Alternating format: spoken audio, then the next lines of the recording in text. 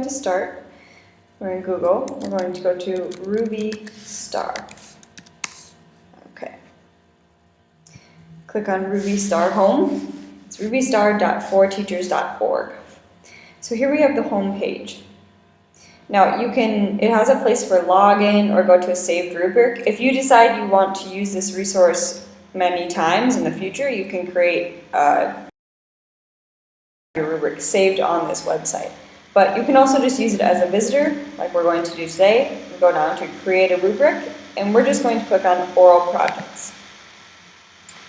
Now, then it brings us to a screen that has many different subjects. So oral projects, multimedia, science, music, reading, etc. Because this is not a resource that is specifically EFL or ESL. So we're going to do an oral project, look at the oral presentation rubric.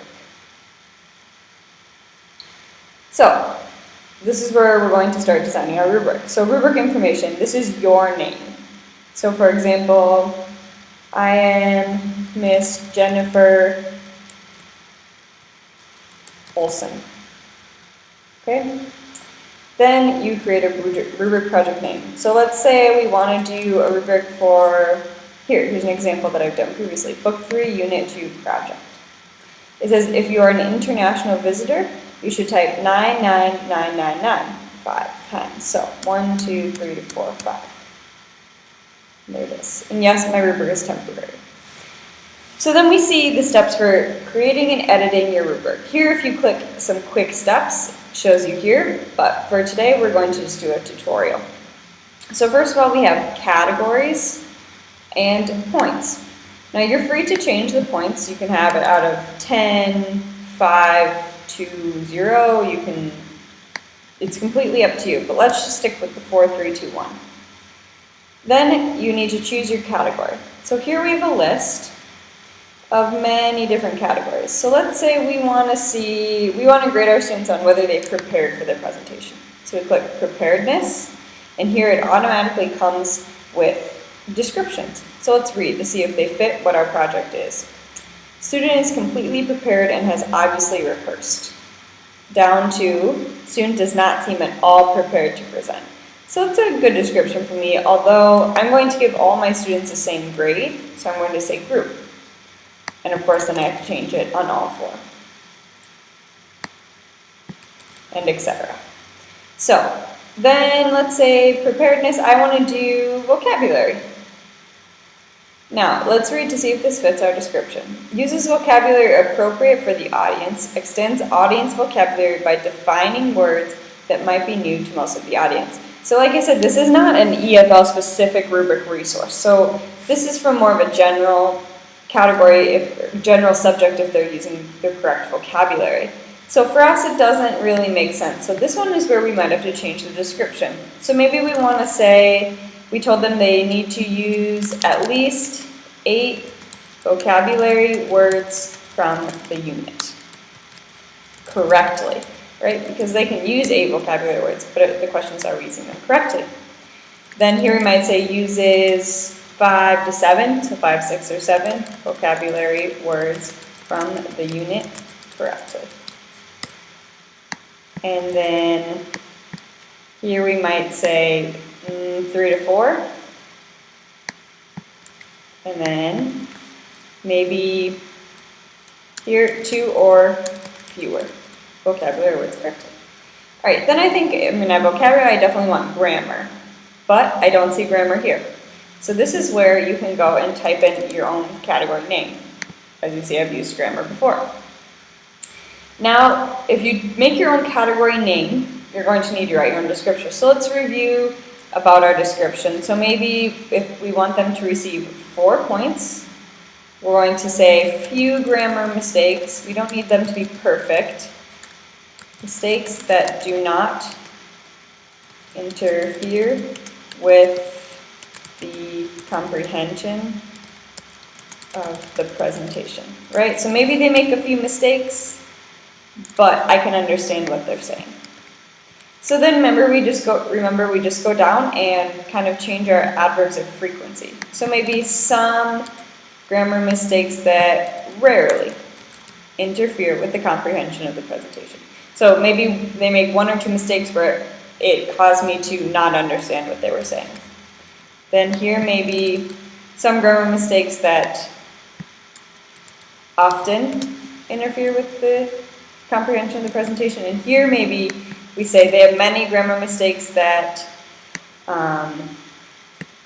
that make the presentation incomprehensible. So I can't understand anything they're saying because they make because of their grammar mistakes.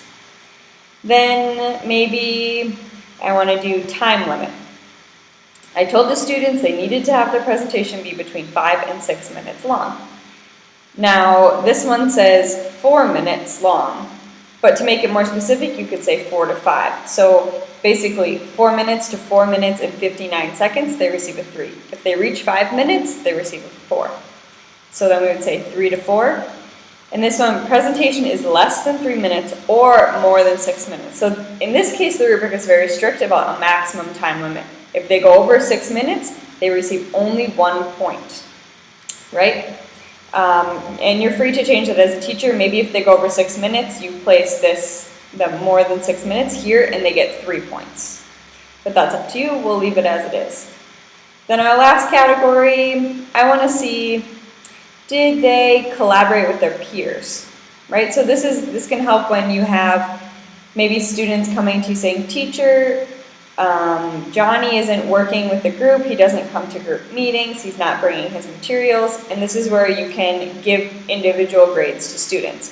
Whereas in this rubric so far, we're giving probably the same grade to all the students in the group.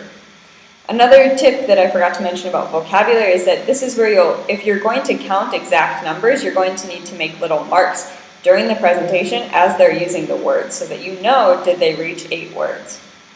Okay, so back to collaboration with peers. Let's read our description. So almost always listens to, shares with, and supports efforts of others in the group. Tries to keep people working together. So almost always listens to, I'm going to say shares time with, because I want to make sure that one student is not speaking more than all the other students. So the same, if one student only speaks for 10 seconds, they would not receive a 5. The same as a student that speaks the whole time would also not receive a 5 because they're not sharing time with their peers. And tries to keep people working together, that doesn't apply to my project description, so I don't need it. Usually listens to, shares time with, and supports the efforts of others in the group.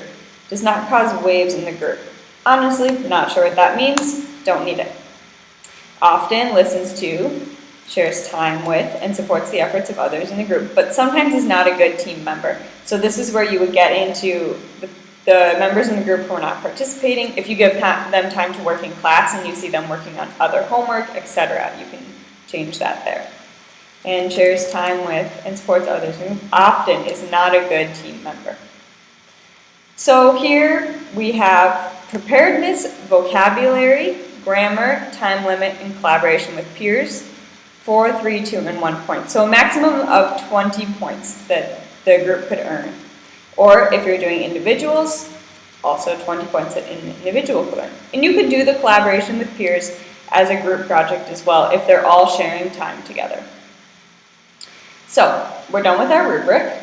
Now we scroll to the bottom, so you can choose many more categories if you'd like. And we're going to say submit. So here we go. This is our rubric, oral presentation rubric, Book 3, Unit 2 project, Miss Olson, and the student name is here. Or you could say group members' names. Now it's all ready for us, nice, that we can print it out and use it to grade while the students are presenting. So I'm going to maybe circle 4, I only counted 6 correct vocabulary words, so 3 there, etc., etc. Now, if we approve, otherwise we can go back and modify, but we approve, we're going to say print or download. Now, you have options. The main options are to print your rubric or to have it in an Excel spreadsheet. So let's say we want the rubric to be saved in just any document. You can go to print your rubric, then when you go File, Print, Here it appears as a white blank document, perfect for your students to print or for you to print and bring to their presentations. Now, depending on what type of computer you have, from here, from the print screen, you can save it as a PDF. For me, I would say open PDF and preview and then save. But because that varies from computers, we're going to move on. So let's say I want it in an Excel spreadsheet. Click Download Excel Spreadsheet. We're going to say Book 3, Unit 2, Project, Rubric.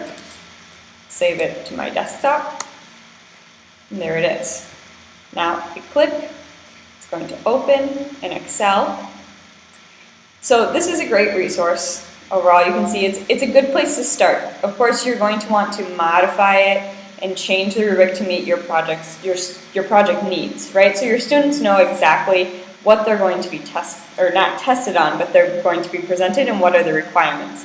Then, of course, as a teacher, you use the rubric as you are grading. And then you can turn the rubric in with feedback to the students after you record the grades, etc. So here's our presentation rubric in Excel. So also, if you download it in Excel, you could then put it into a Word document if you choose. But same, the title, the teacher name, and the student name. Here it is. Now you could also copy more of the cells and write comments down here while the students are going. Maybe it could be a good thing to have in Excel if you do your grading in Excel, and maybe you have your class list here, and then you can write the categories, for example, time limit, vocab, etc. And as you are recording, you can use the rubric as reference, and you can say the student got 5, 4, 4, 3, or 2, 3, etc., and have a total here. So if you do a lot of grading in Excel, you might choose to download this in Excel as an Excel spreadsheet. So those are two ways you can save your rubric that you created in Rubistar. So I hope this tutorial was informative. I hope that you choose to try out Rubistar once, see how you like it, and that it helps your class.